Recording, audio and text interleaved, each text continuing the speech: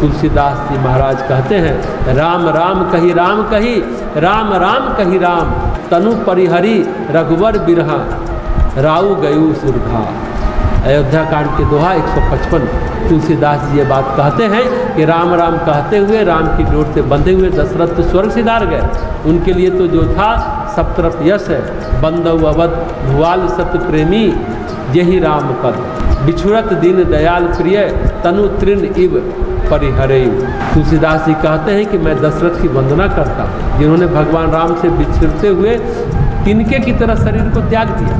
दशरथ की कृति तो फैली, मानसिक पीड़ा तो बहुत हुई, लेकिन उनके बारे में किसी ने कुछ बुरा नहीं कहा। जो बुराई के पात्र थे वो कैकेयी थी, मंथरा थी। इसमें कैकेयी मंथरा का तो दोष था और साथ में भरत भी थे। ऐसी स्थिति में आत्मनियंत्रण, ऐसी स्थिति में दम, ऐसी स्थिति में नियंत्रित मन स्थिति, इंद्रियां और मन नियंत्रण में बनी रहे, ये स्थिति बनी रहे, बहुत कठिन परीक्षा। सब तरफ लोक अपवाद फैला था, सब तरफ अपयश फैला था। उनका अपयश के बीच में खड़े रहना, उस अपयश के बीच में नियंत्रण न खोना, इस अपयश के बीच में क्रोध पर, क्षोभ पर नियंत्रण बनाए रखना कठिन है। बड़े विवाद फैलाता है यह। साधना काल में सबसे बड़ी विपदा होती है अपयश, और होता जरूर है। प्रकृति आपके सामने ऐसी उल्टी पुल्टी परिस्थितियां रखती जरूर है। शायद ही कोई साधक ऐसा हुआ हो, शायद ही कोई तपस्वी ऐसा हुआ हो जिसका तपस्या काल में अपयश न फैला हो। अपयश तो सबका फैलता है, लेकिन साधना काल में अपयश थोड़ा भारी पड़ता है। भारी क्यों पड़ता है? भारी इसलिए पड़ता है क्योंकि साधना तन का कारोबार नहीं है, मन का कारोबार है।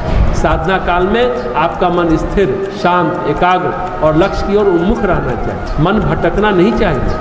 साधना काल में चाहे कुछ भी परिस्थितियां हो, मन ईश्वर में समर्पित और अर्पित रहना चाहिए। साधना काल कठिन परीक्षा का काल होता है, और यहाँ भरत परिस्थितियों के कुचक्र में, चक्रव्यूह में फंस गए।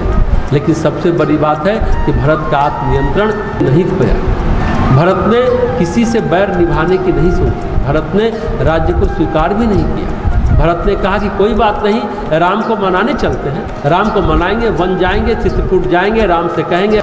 राम से भरोसा नहीं टूटा भरत का। विपरीत परिस्थितियों में साधक का ईश्वर पर विश्वास उसकी बहुत बड़ी संपत्ति है। आत्मनियंत्रण बना रहे, ईश्वर पर विश्वास बना रहे, ये बहुत बड़ी बात है। पीड़ा के क्षणों में, परेशानी के क्षणों में आत्मनियंत्रण बना रहे, ये बहुत बड़ी बात है। परिस्थितियाँ ही परीक्षक होती हैं साधक की। सबसे बड़ी परिस्थितियाँ, सबसे बड़ा परीक्षक, विविध प्रकार से परीक्षक परिस्थिति होती है। सच कहें तो जीवन परीक्षा ही परीक्षा है। सुख की सेज नहीं है, यहाँ पर कुछ भी नहीं है। साधना काल होता है पीड़ा का काल, परेशानी का काल। विविध प्रकार के संकट उभरते हैं। क्यों उभरते हैं? चित्त की अशुद्धियाँ जो निकलनी है, चित्त को शुद्ध जो होना है, कर्म से मुक्त जो होना है, संस्कार से मुक्त जो होना है, जो बहुत सुख में रहे उनको भी बहुत दुख में रहना पड़ता है। कथा है भगवान बुद्ध के जीवन। भगवान बुद्ध के जीवन का तप काल था, साधना का जो काल था, वो भिक्षाटन के लिए जाते थे। कहते हैं महात्मा बुद्ध संघ बन जाने के बाद, मठ बन जाने के बाद भी अपने लिए नियमित भिक्षा लेने के लिए जाते थे। ये नहीं कि कोई ले आया और बुद्ध ने भोजन ग्रहण कर दिया, ऐसा नहीं था। अपना उठाते थे कमंडल और गांव घर जाते थे। एक घर दो घर उनका जो नियम था वैसा करते थे। सन्यासी का नियम होता है। शास्त्र कहते हैं सन्यासी अधिकतम 3 घरों में भिक्षा मांगता है। एक दिन में एक द्वार पर जाता है और 3 बार बोलता है भिक्षाम देहि, भिक्षाम देहि, भिक्षाम देहि। पर जाता है और 3 बार बोलता देहि। अगर किसी ने भिक्षा दी तो ठीक, और नहीं तो शांत भाव से वहाँ से चला जाता है।